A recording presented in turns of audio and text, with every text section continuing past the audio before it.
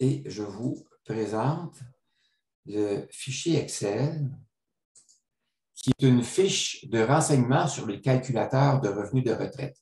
Alors, ce fichier-là a pour but de recueillir de l'information sur les calculateurs de revenus de retraite que vous utilisez.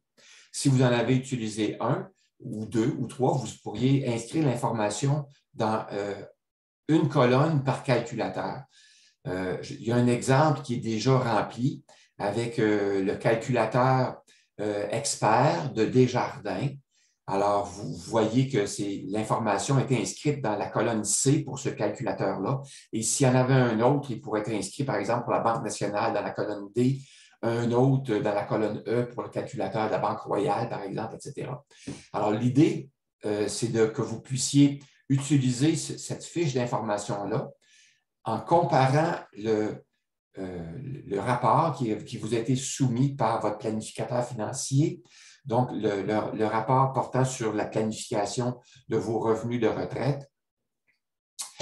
Alors, en regardant ça, vous allez pouvoir savoir si les critères d'analyse, les critères d'analyse ou d'évaluation des calculateurs, si ces éléments-là sont présents ou non dans le calculateur, dans la production qui vous a été soumise.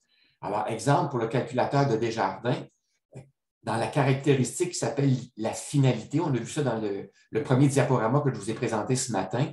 Alors, la finalité, il y a 4 finalités au calculateur. Alors, le calculateur expert de Desjardins, lui, les données qu'il fournissait correspondent à 2 finalités. Calculer les revenus de retraite et calculer la durée de l'épargne. Alors, il ne calculait pas les deux autres, n'étaient pas pris en compte par ce calculateur-là, tout simplement. Alors, donc, on a inscrit un X sur la ligne 19 et un X sur la ligne 21, tout simplement. La même chose pour l'horizon considéré. Vous voyez que ce calculateur-là, l'horizon considéré était la retraite. Le type de rapport, alors ce calculateur-là fournissait 3 types de rapports, le rapport sommaire, le rapport détaillé par année et le rapport de type conseil, mais n'avait pas de rapport ventilé par catégorie, par exemple les dépenses fixes ou les dépenses variables ou les dépenses obligatoires, essentielles, comparées aux dépenses discrétionnaires ou optionnelles. Alors, vous voyez, c'est tout aussi simple que ça.